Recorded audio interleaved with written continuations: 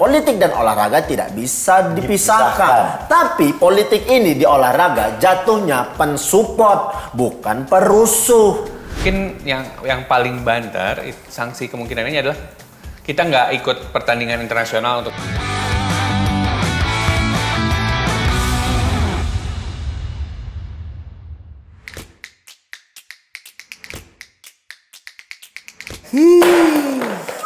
Bes, jangan benteng-benteng sepatu lah. Ya mau ngapain lagi aku bang, latihan sering. Udah banyak yang kukorbankan. Nggak jadi lah. Apanya? Piala Dunia. Ya kan ya nggak jadi Piala Dunia, lagian kau kan nggak main di Piala Dunia. Umurmu aja udah 42. 42 juga bang. Gak 42, U30 lah. Ya tapi kan loyo bang. Kesel memang. Tapi ya udahlah, kayak mana? Udah dijatuhkan sanksinya. Apalagi mau dibilang? Aku kita sebagai pecinta sepak bola udah capek menyuarakan. Apalagi aku. Tapi kok gara-gara habis syuting di sini, diposting, dituduh kafir aku. Nah itu yang aku mau nanya bang. Kenapa yang nggak jadi timnas U20 berlaga di Piala Dunia U20 dan nggak jadi Piala Dunia di Indonesia? Kenapa yang dihina abang? Ya kan kemarin aku ngasih statement, bosannya aku nerima kalau Israel datang biarin aja. Toh yang datang kan anak-anak muda yang mau main bola gitu. Semua salah. Banyak penyebabnya ini. Banyak. Menurutku ya, sebenarnya penyebabnya itu bukan hanya sebatas penolakan kemarin. Itu kayaknya jadi bagian. Kan juga nggak jelas alasan FIFA kan ngomong ngebatalin kita tuh apa. Dia bilang karena kondisi saat ini. Kondisi saat ini yang rame ya memang penolakan terhadap Israel kemarin. Betul. Tapi kan sebelum-sebelumnya kondisi sepak bola kita kan memang lagi berantakan bener. Kasus Kanjuruhan, stadion juga lagi diverifikasi kemarin. Sampai pada akhirnya ada penolakan. Sebenarnya itu udah jadi runtutan penyebab selama ini. Ditambah lagi lah ada aksi penolakan Israel ini. Semakin memantapkan FIFA lah untuk memang tidak siap jadi tuan rumah nih. Dasar negara. Kalau Bang Aun, ngeliatnya gimana Bang? Gue merasa bener kata Bang Oki, surat FIFA itu kayak tulisan yang dibikin sama orang Indonesia gitu.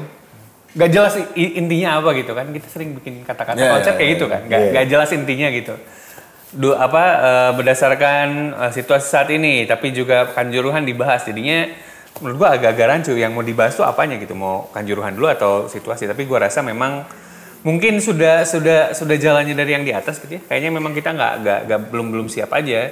Stadion dari 6 ternyata katanya 2 harus diganti kan, tidak sesuai. Terus gue juga tidak melihat adanya perubahan besar setelah Kanjuruhan gitu.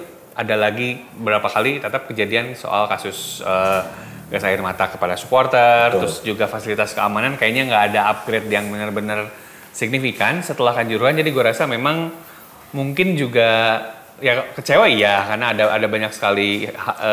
Gue justru kecewa, sangat kasihan sama vendor sebenarnya, vendor baju, vendor merchandise, karena mereka yang paling kerasa sama situasi gak jadi sekarang.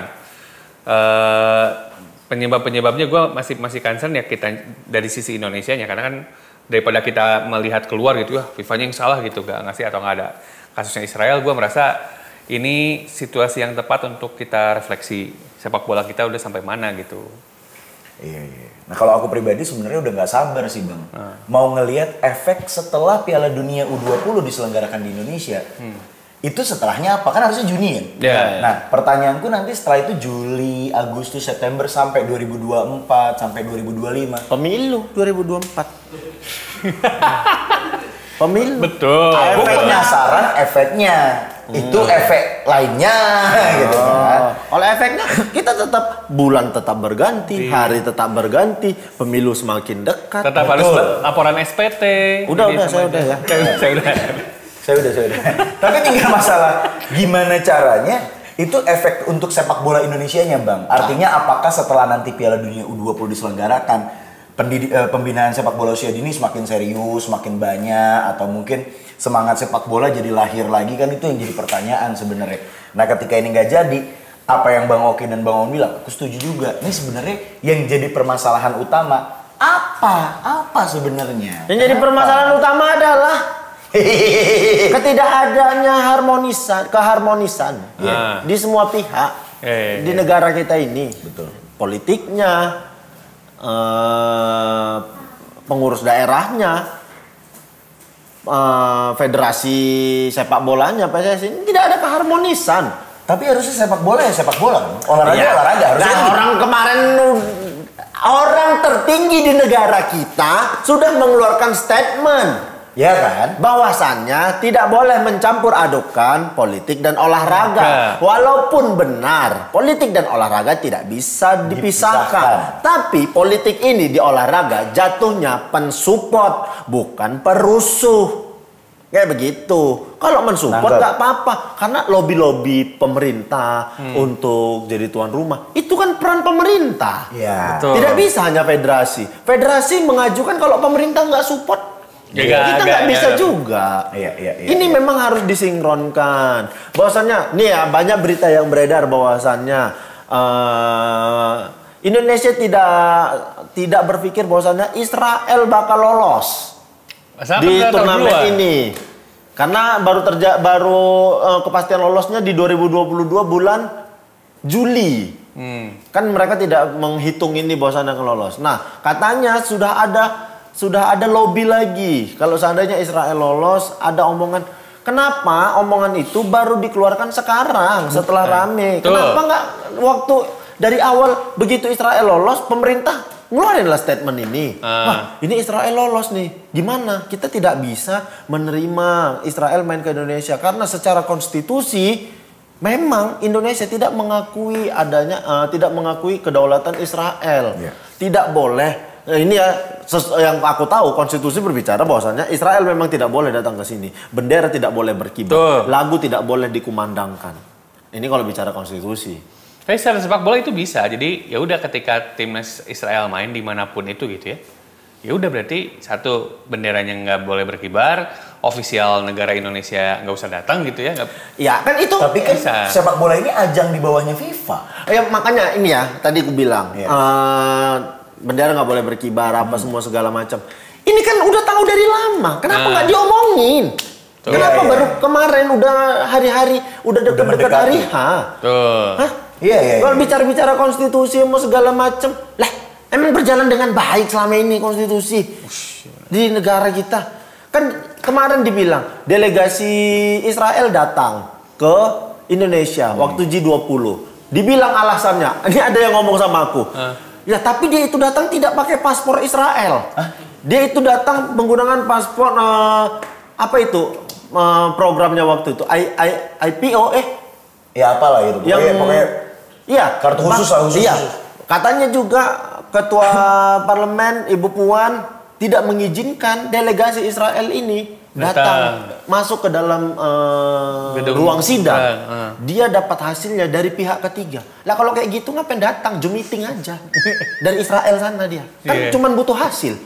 Terus dibilang tidak ada sambutan. Disambut kok ada. Ada fotonya. Ada fotonya. Dan masalahnya yang jadi permasalahan sekarang kita kan sebagai netizen gitu ya. Kalau saya misalnya gue pribadi lagi tiduran main handphone, gue kan otomatis jadi netizen juga. Nah, gue juga melihat fotonya ada kok, bukti konkretnya ada. Iya, ini kadang orang berpikir aku terlalu membela.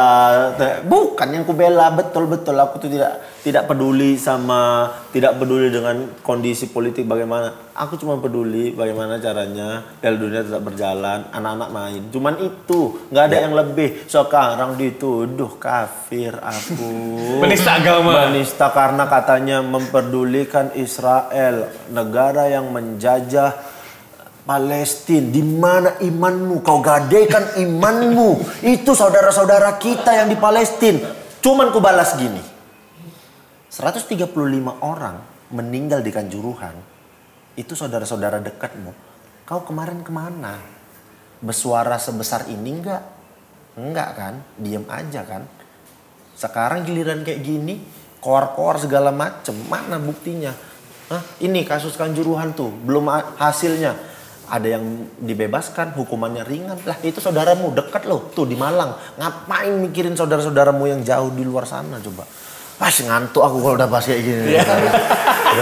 Tapi puasa lagi kayak gini. Tapi aku setuju dengan Bang Oki. Setuju, maksudnya apa yang Bang Oki sampaikan itu sebenarnya masuk di nalar. Kita lihat sesuatu yang jauh. Nih kasarnya gini ya, aku itu kasihan tuh. Sedangkan di sini Bang Aun misalnya lapar. Iya. Masa aku tolong yang di sana dulu? Terus kan bukan berarti kita nggak peduli sama yang jauh. Kita tetap care, kita tetap peduli. Bahwa presiden kita juga bilang, sikap kita terhadap Israel tidak berubah. Sikap kita terhadap Palestina tidak berubah. Betul. Ini harus digarisbawahi. Tidak berubah. Bukan berarti kalau Israel datang kita langsung dukung Israel, tidak peduli dengan Palestina. Betul. Bukan itu. Dan artinya kita juga udah sepemahaman dan sepakat dan menyetujui dan menggarisbawahi apa yang dikatakan oleh Bapak Presiden. Iya. Nanti dibilang itu, wis paling ngerti saya bola Indonesia nih. Emang ngerti lah aku kayak. Kalau nggak ngerti nggak aku kelarin omongannya kayak gini nih. Lah orang dia yang main. Iya. Terus ada bener itu netizen tuh ada yang bilang gitu. Sok-sok ngerti sepak bola Indonesia. Wah, kau yang cari tahu dulu. Aku ini pelaku maksudnya. Apa mau kasus yang mana? Kadang kasus Masia pun bisa aku kasih tahu. Jangan. Itu beda banget. Lagian netizen juga bingung ya. Yang dimaksud orang yang paling ngerti itu siapa sebenarnya? Kalau nggak sesuai dikit sama apa yang ada di pikiran mereka, dia bilang, sok ngerti. Si paling ngerti. Si paling ngerti. Ya nggak udah. sesuai dikit, si paling Tapi ngerti. ya udahlah, itu adalah kebebasan orang. Kita nggak bisa membaca. Soalnya bodoh itu gratis, jadi ya nggak apa-apa. Makanya apa? Ya bodoh itu gratis kan. Wes saya nggak ada ngomong ya. Jom, tolong. Bangun. Karena kita ngomongin kebebasan orang, sudut pandang orang kan beda-beda. Ya, karena kan ini kayak kemarin aku dibenturkan sama Mamat. Karena Mamat bilang selama itu peraturan itu belum dicabut, ya Israel memang tidak boleh datang ke Indonesia. Betul. Mamat ngomongin konstitusi segala macam. Lah, kenapa baru sekarang? Kemarin ada atlet badminton, atlet balap sepeda, ada delegasi Israel. Makanya aku bilang, apakah berjalan dengan baik konstitusi? Kan belum. Kalau udah dijalankan dengan baik ya kita ikutin. Ini kan belum. Maksudnya Bang Oki mau nantangin Mamat maksudnya gitu. Oh iyalah, sini Mat. Ya, lagian juga kan namanya kita juga lagi di ruang ganti, kita bebas aja sebenarnya bahas apa ya Bang? Iyalah. Iya. Tapi ngomong-ngomong berarti kesimpulannya nih Bang. Kesimpulannya bagi Indonesia sendiri, kita itu bukan hanya memperbaiki sepak bola tapi juga menyatukan perspektif konstitusi itu. Iya.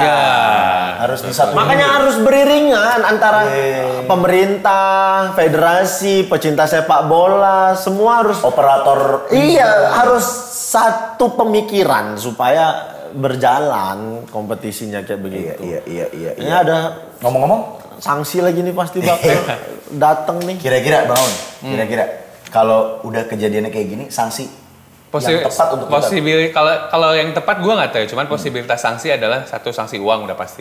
Ya denda lah, bayar denda karena kita istilahnya gagal menggelar agendanya FIFA. Dua, sanksi yang paling memungkinkan adalah ini serius ya. Kalau ditakut-takutin, wah Indonesia nggak akan ABCDE gitu. Saya rasa nggak juga sih, karena ini kan kita tidak berhasil bukan karena Indonesianya gitu, tidak mau menggelar kan, karena ada banyak situasinya. Gua rasa mungkin yang paling banter sanksi kemungkinannya adalah kita nggak ikut pertandingan internasional untuk beberapa lama gitu, let's say 2 tahun misalnya. Kita nggak main Piala Asia, kita nggak main kompetisinya FIFA gitu dalam beberapa tahun. Gua rasa kayaknya kemungkinan besar itu sepertinya. Kalau sanksi uang yang bayar federasi bayar ke FIFA ya. Cuman kan sumber-sumber dari federasinya kita nggak tahu. Yang gua rasa kemungkinan besar benar. Cari aman Bang Aun. Cari aman. Padahal dia ada informasi A1, bocor. Bocoran. Sejauh yang gue tahu kemungkinan sanksinya itu kalau misalnya sampai kayak yang waktu 2015 nggak sih kalau yang gue dapat infonya. Kalau sampai 2015 kan itu masif banget tuh sanksinya. Di ban beneran, kita nggak bisa bergerak lah. Kalau yang sekarang tuh ya nggak sampai segitunya gitu.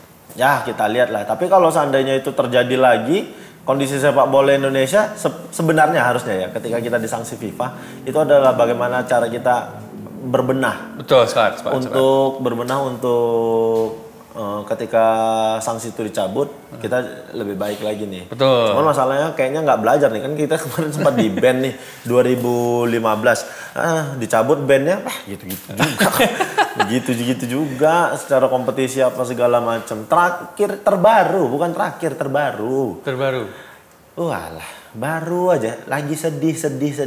Habis sedih kan Juruhan, sedih dibatalkan Piala Dunia.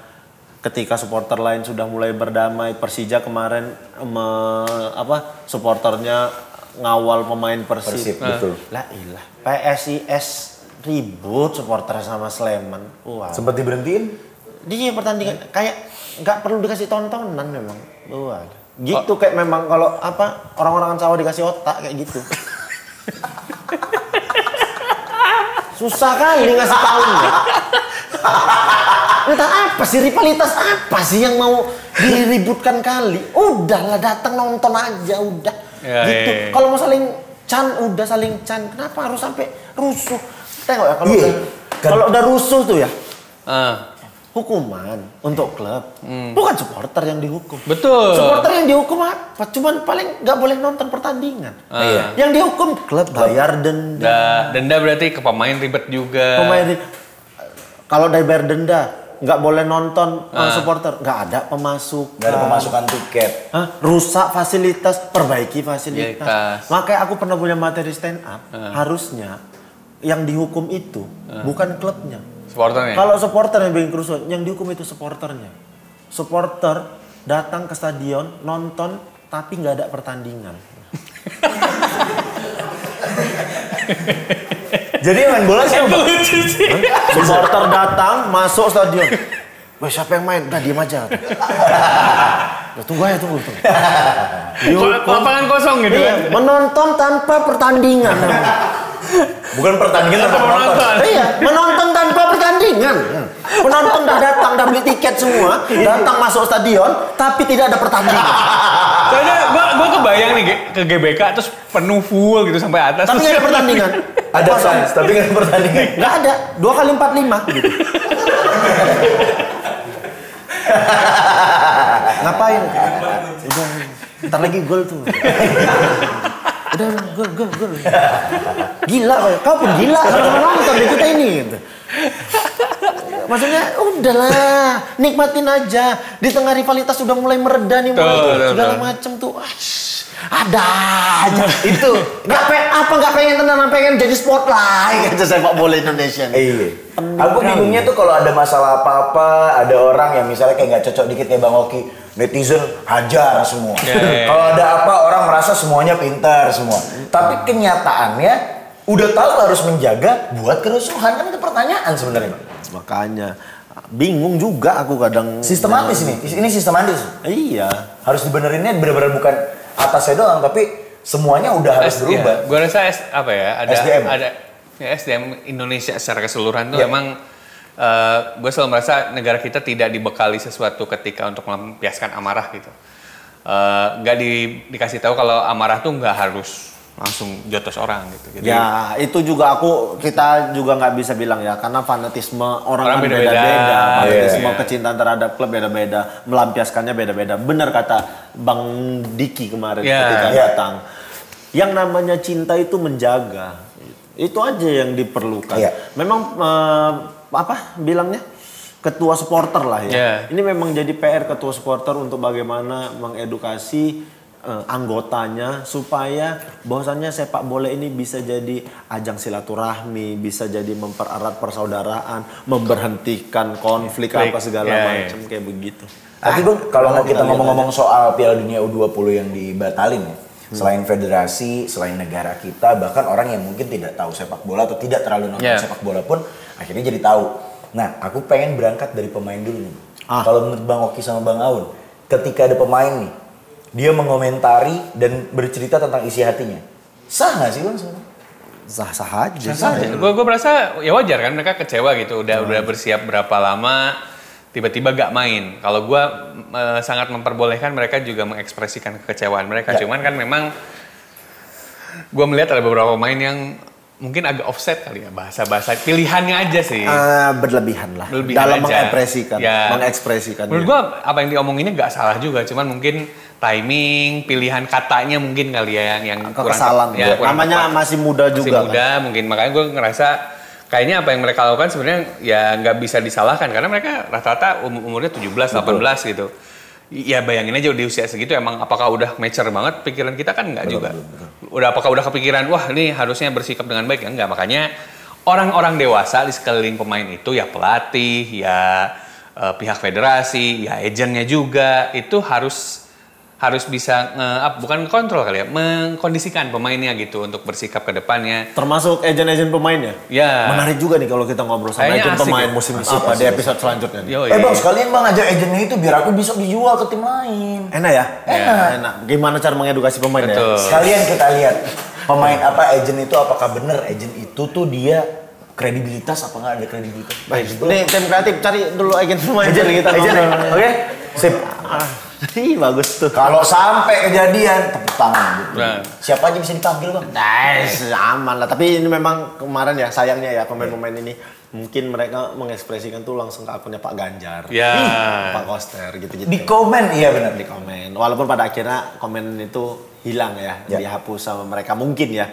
Dan bahkan hoki itu sempat meminta maaf. Menurutku nggak perlu minta maaf sebenarnya karena itu adalah bentuk kekesalan dan kekecewaan, tapi mungkin orang jadi pandangannya kan beda-beda. Betul. Karena bukan cuma hoki, kan banyak beberapa pemain yang melampiaskan. Ada 8 gitu. Bukan 8. Ada pemain di Liga Indonesia yang banyak melampiaskan dan menceritakan undang-undangnya di sosial media mereka, kayak kemarin kasus WNI. Naturalisasi, seorang Mark Klok gitu-gitu mereka bikin statement di media sosial mereka. Ya itu kan bentuk protes mereka, bentuk kekecewaan mereka.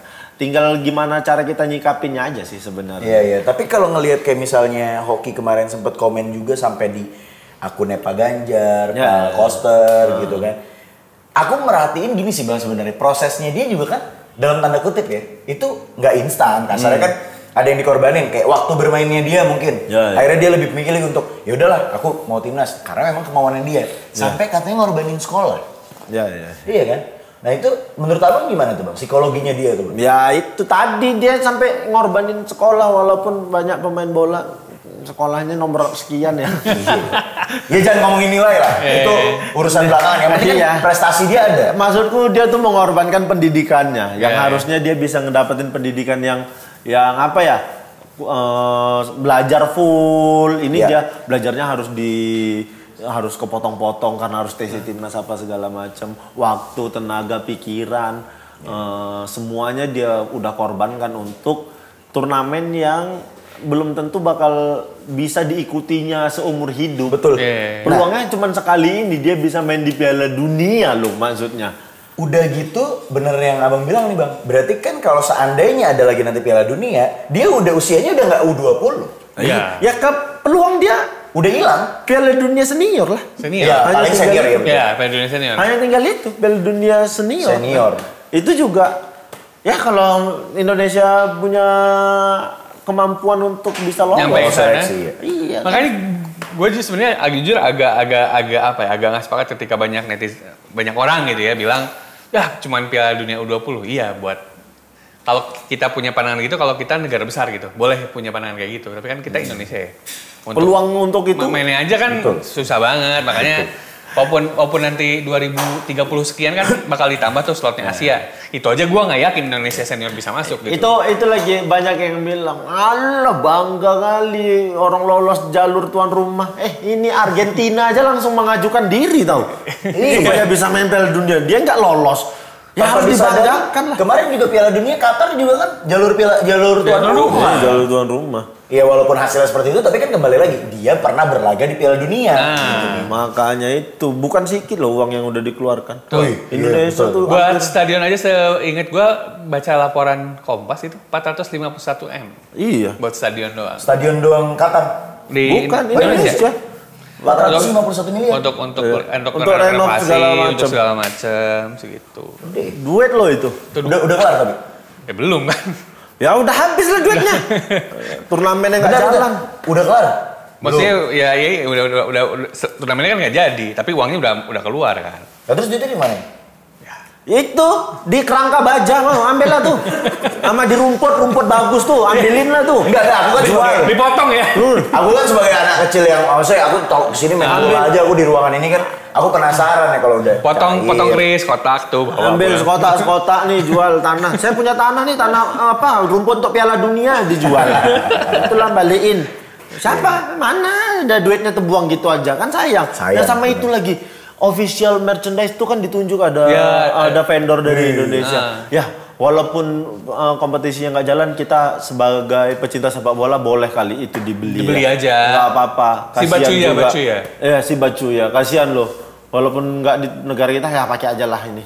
Ada resmi loh, karena dia ditunjuk resmi oleh FIFA sebagai official merch-nya kan. Makanya banyak kali nih kasus-kasus yang bakal terjadi. Sayang. Sedih. Nah, tapi pertanyaannya gini, Bang. Mungkin gak sih ada turnamen sekali berdunia lagi di Indonesia? Agak berat sih.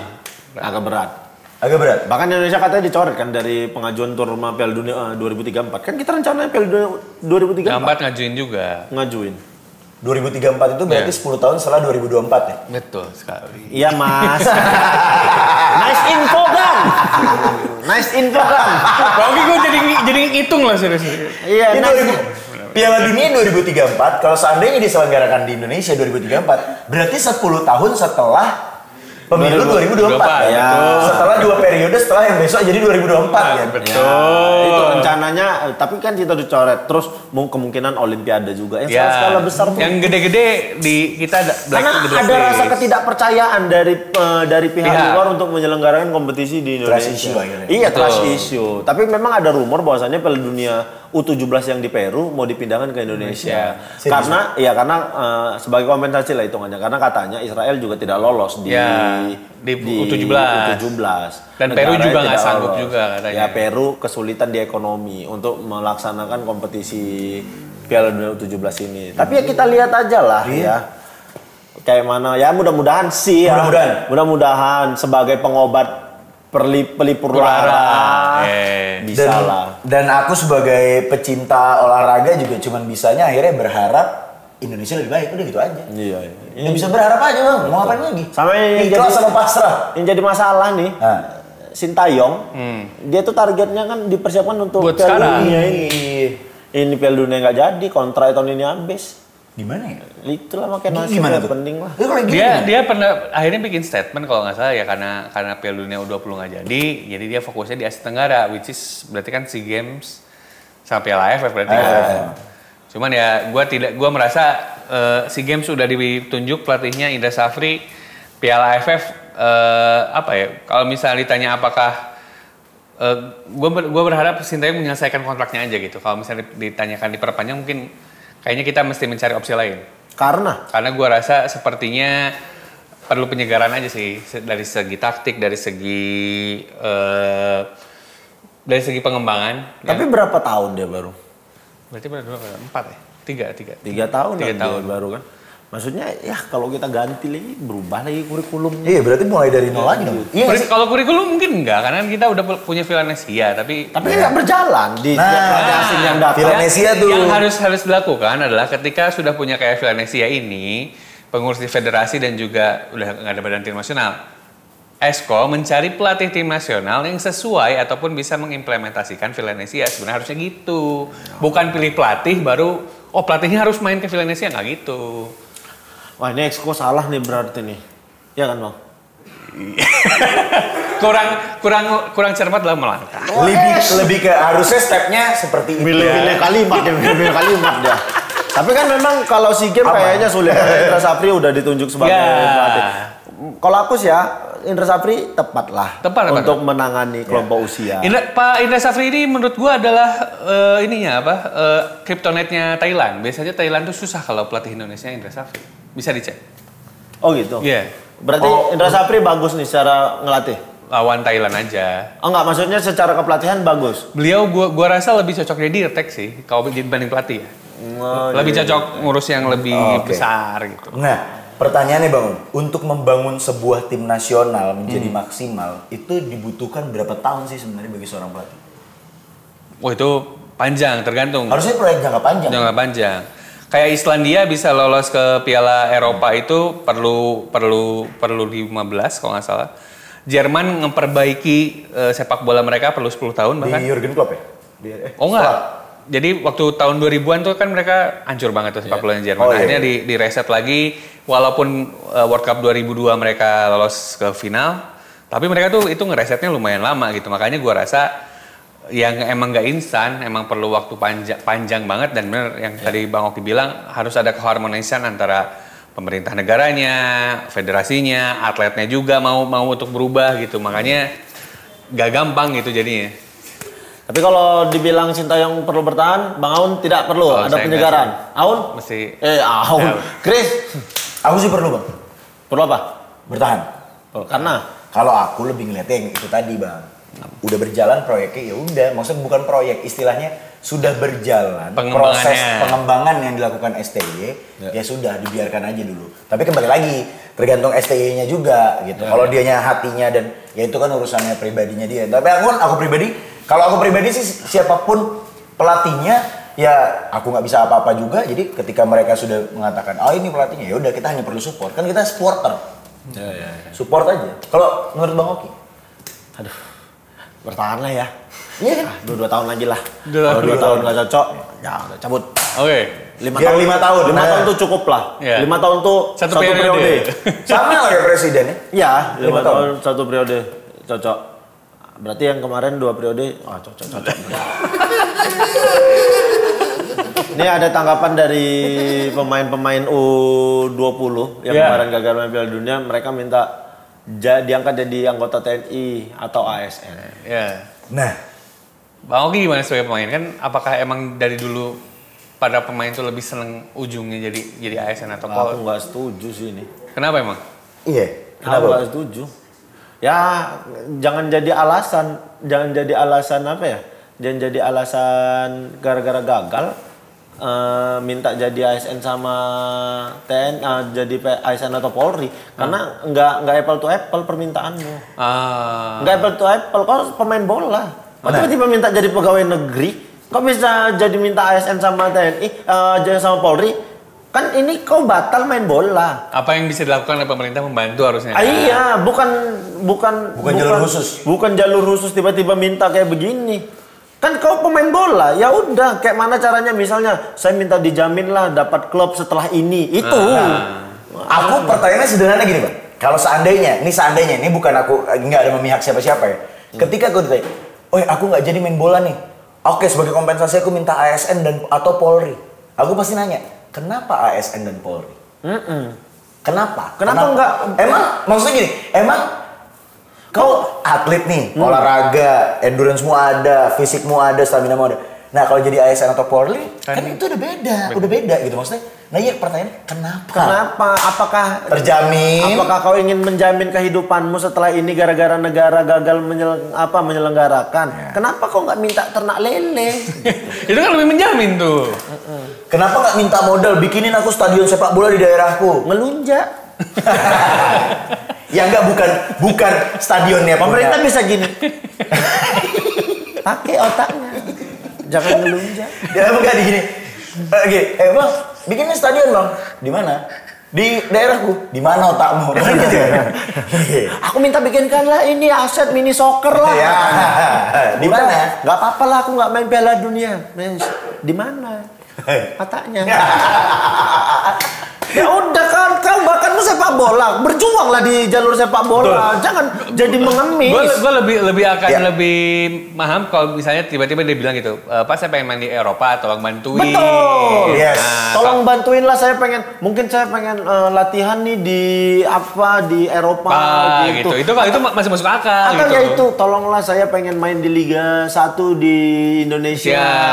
Bantuin saya ngedapetin klub kayak gitu. Karena itu kan lebih masuk akal. Masuk akal. Saya yang harusnya ini ajang saya menunjukkan bakat saya, kualitas saya terhadap pemandu bakat klub-klub. Saya jadi nggak bisa. Boleh lah Pak, saya dibantu untuk bisa dapat klub. Minta jadi Polri sama ASN, enak kali main Juma lah kau nanti.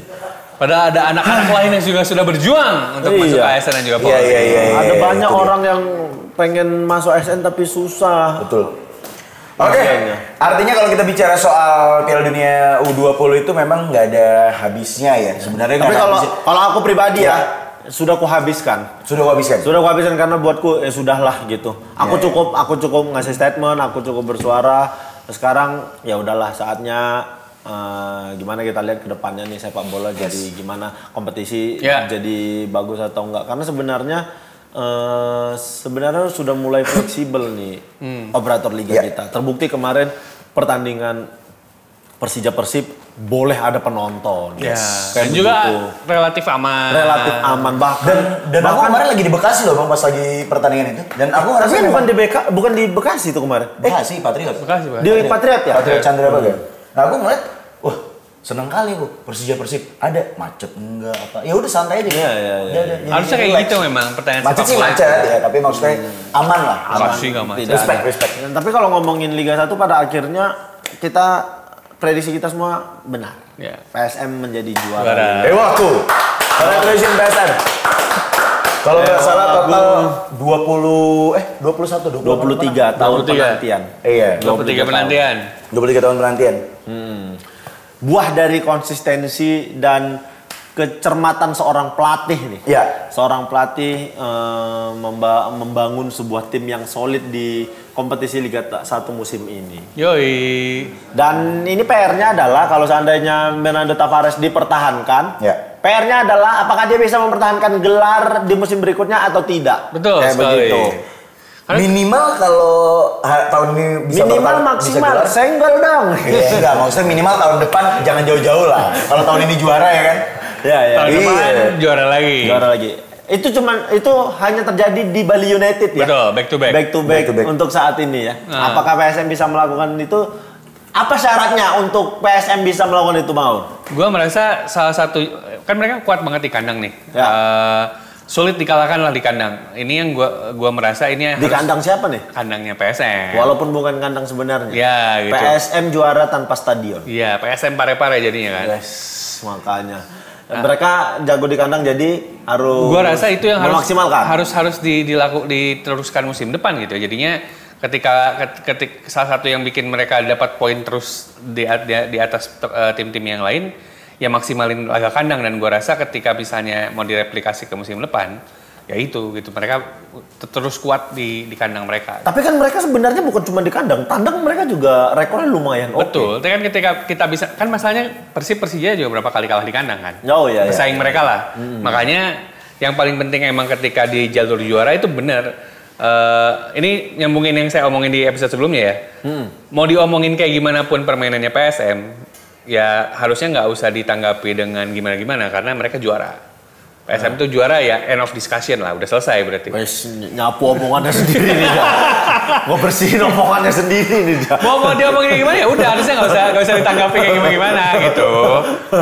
Mau saya, mau pengamat lain, mau siapapun ngomong ya harusnya nggak usah ditanggapi dengan terlalu gimana. Oh, juara tinggal dijawab ya tim gue juara. Mau main kayak gimana? Karena kan tim yang main paling bagus belum tentu juara. Betul. Makanya gue rasa ketika PSM bisa mereplikasi hal yang sama di musim depan, sebenarnya bukan gaya mainnya, tapi bagaimana mereka bertanding. Mentalitasnya bagus, terus juga kuat untuk sukar untuk dikalahkan. Makanya ini yang sebenarnya direplikasi karena kalau dari segi taktis PSM PR-nya banyak banget untuk musim depan. Iya. Yang jadi pertanyaan, kalau habis kelar liga biasanya kan ada transfer window. Nah, yang jadi pertanyaan kira-kira siapa yang pemain harus dipertahankan sama PSM? Cuma satu, Pluim. Kalau itu kunciannya hilang, wah itu repot banget. Gua merasa dibanding semua banyak pemain, Pluim dan Sayuri Brothers lainnya.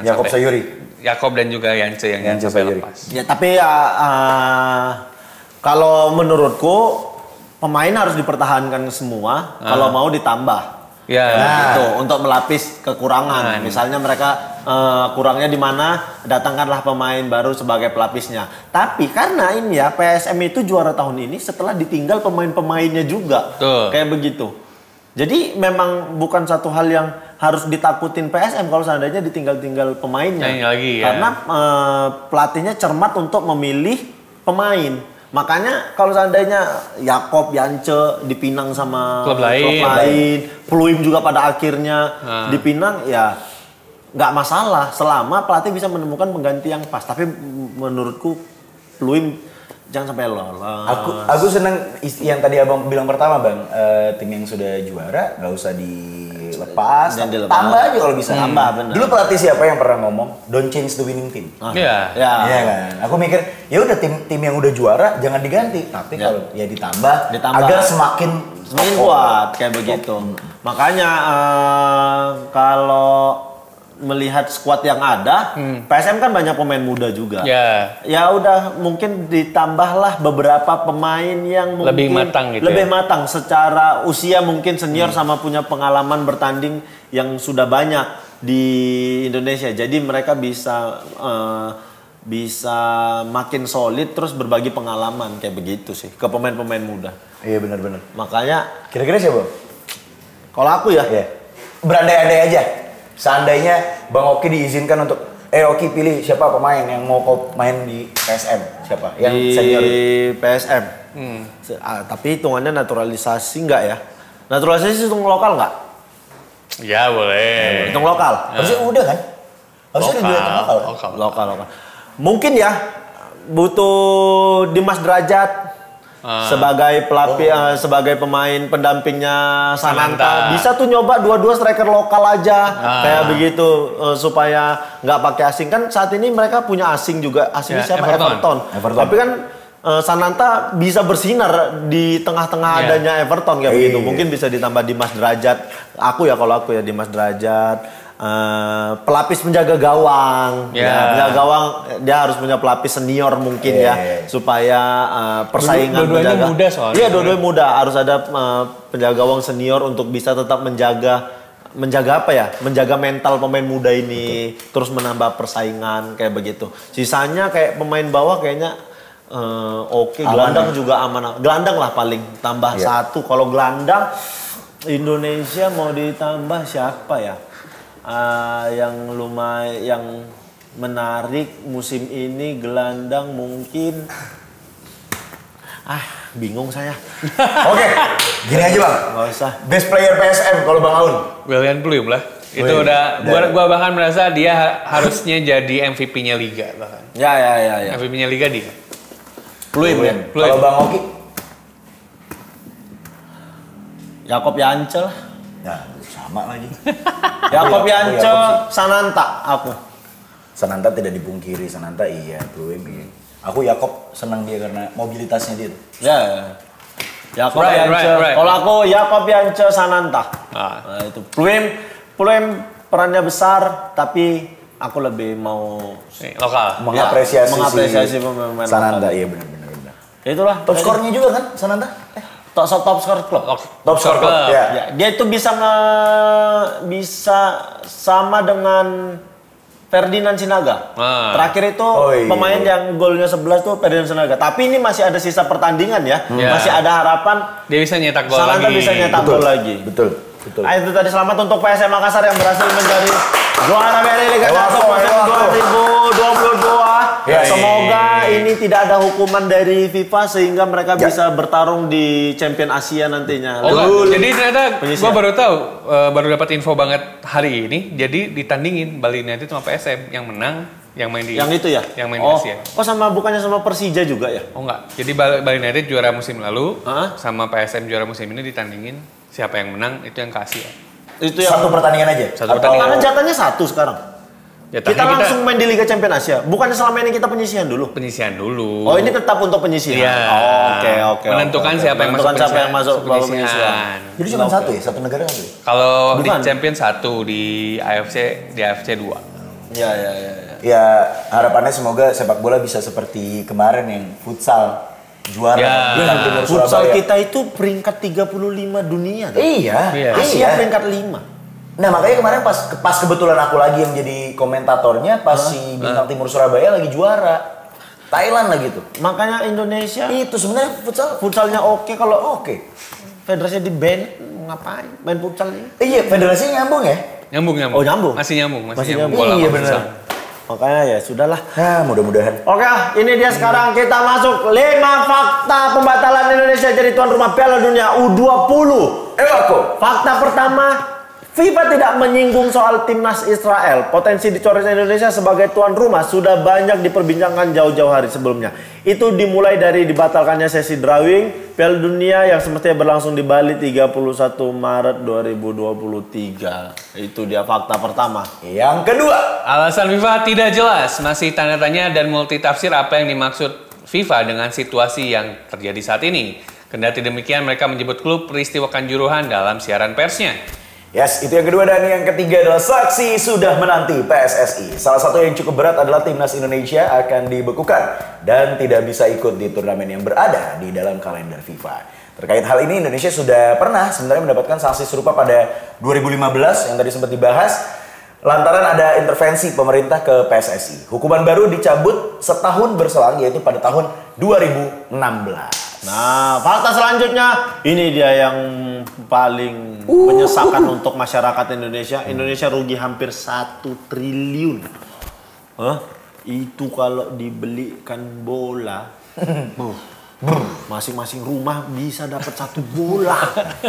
Sayang duit 1 triliun itu loh. Itu kalau dibeliin jersey bang, 1 triliun. Semua SSB di Indonesia mungkin bisa dapat 11 jersey tim loh. Kalau dibeliin jersey 1 triliun nggak kedinginan kok, karena paling nggak 4 lapis kok pakai jersinya. Karena menurut keterangan Menteri Pemuda dan Olahraga pada 2020 lalu, Zainuddin Amali kementeriannya mengalokasikan anggaran penyelenggaraan acara Piala Dunia U20 sebanyak 500 miliar. Selain itu, Kementerian PUPR, Menteri yang sangat kocak, juga telah menggelontorkan anggaran Rp 314 miliar demi merevitalisasi stadion serta lapangan sepak bola untuk keperluan Piala Dunia. Ini Menteri PUPR adalah menteri idolaku, favoritku. Yes. Gini dia, pakai topi kebalik jadi fotografer. I love you, Pak. Iya, dan salah satu perumahan di Bekasi ditanggul. Langsung ditanggul karena keren itu. Karena saking seringnya banjir, udahlah solusi udah ditanggul. Selesai. Bekasi jadi bagus banget. Fakta selanjutnya. Yang terakhir, sweet. Nah, Indonesia berpotensi jadi tuan rumah Piala Dunia U17.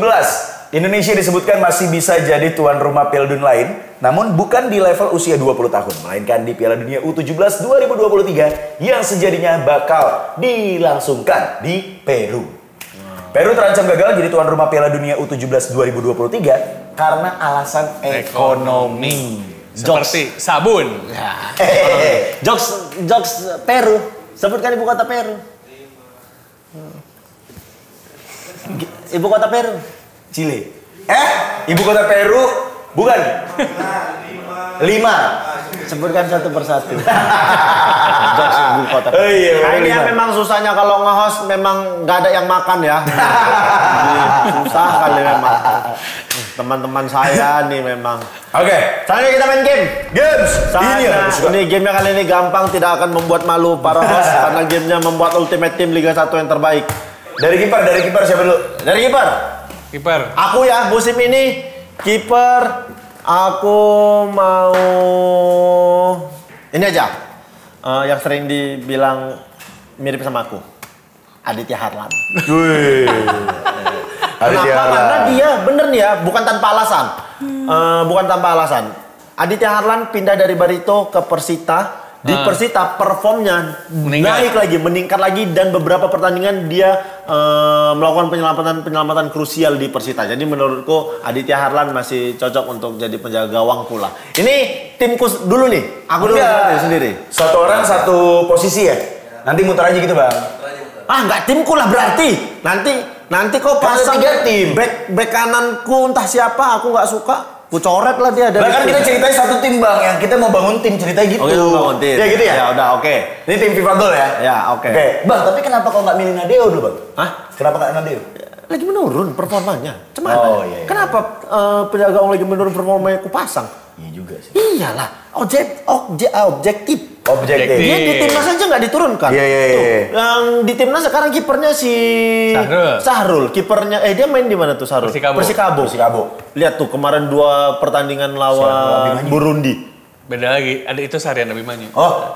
Lawan Burundi dia kemarin berapa kali ngelakukan penyelamatan gemilang Sahrul ini. Walaupun tidak mudah seperti Sahrul Gunawan ya.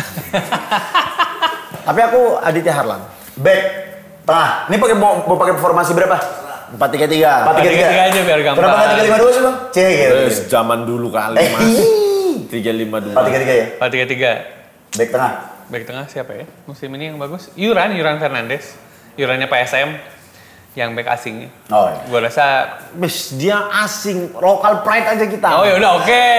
Lokal pride Kalau aja. lokal berarti Rahmat Irianto kalau gitu. Rahmat Irianto. Rahmat Irianto. Kau siapa? Aku mau ke kanan dulu. Oh, Rahmat Irianto. Rahmat Irianto kan di Persib mainnya. Back kanan dia. Gak gelandang justru. Oh iya. Berarti Main pakai 3 back Persib. 3-4-2. Kan kita pakai 4-4-3 tapi stopper nih. Kok back kanan dulu? Back kanan dulu, back kanan dulu. Wis yang taunya dia.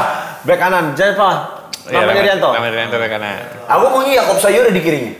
Yakob Sayuri. Ya. Yakob Sayuri. Aku tengahnya Rizky Ridho.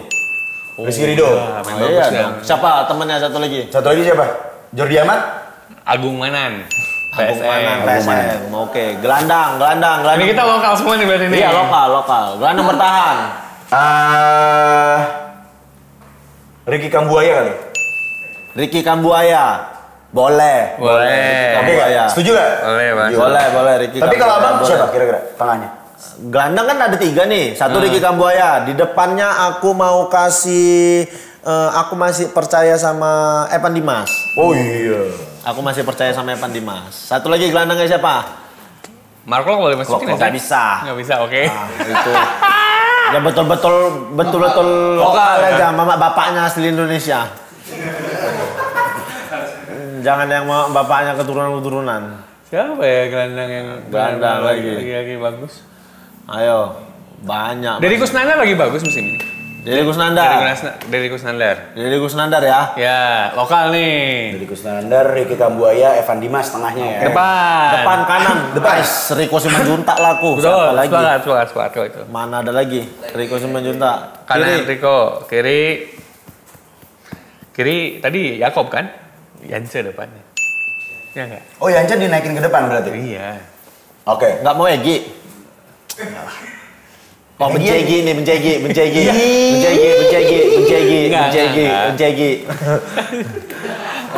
Bang Aun Bencegi. Strikernya PSM siapa?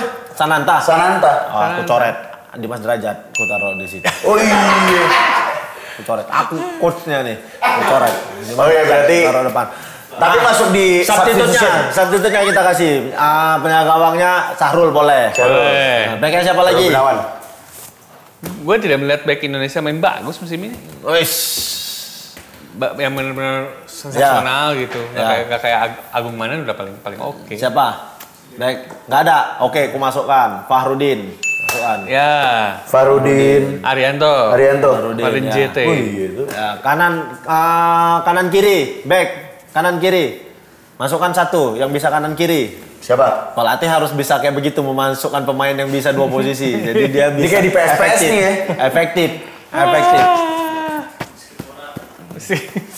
Tapi nggak bisa kanan Rizky Pora. Yang bisa kanan dia, Susah di kiri. Kiri aja. Bisa kanan kiri. Bisa kanan kiri siapa ya? Briansyah. Hand enggak. Kakang. Kakang sih. Kakang boleh. Kakang. Gelandang. Siapa lagi masukkan?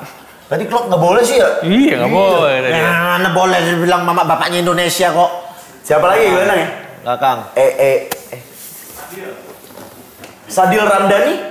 Malaysia. Fadil Sausu. Oh iya mana? Ada Fadil Sausu. Fadil Sausu.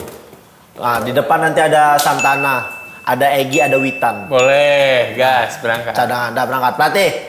Pelatih. Tavares lah. Mau lokal juga nih. Lokal. Lokal siapa nih Cira? Bos. Siapa tadi yang bilang Iwan Setiawan tuh? Mourinho itu. Itu instruktur saya waktu kepelatihan. Siapa? Aji Santoso lokal. Aji. Iya. RD, Coach RD. Saya. Widodo Cahyono Putro. Nah, saya kasih RD. Berarti RD mengangkat performa Barito. Yes. Seperti itu. Itu dia tadi lengkap sudah. Yo. Tim Liga 1 bikinan dari kita bertiga. Betul. Kira-kira kalau misalkan teman-teman yang punya input, kira-kira siapa pemain yang lebih cocok dan tepat selain informasi kita? Let's go. Komen di kolom komentar di bawah ini. Oke. Iya.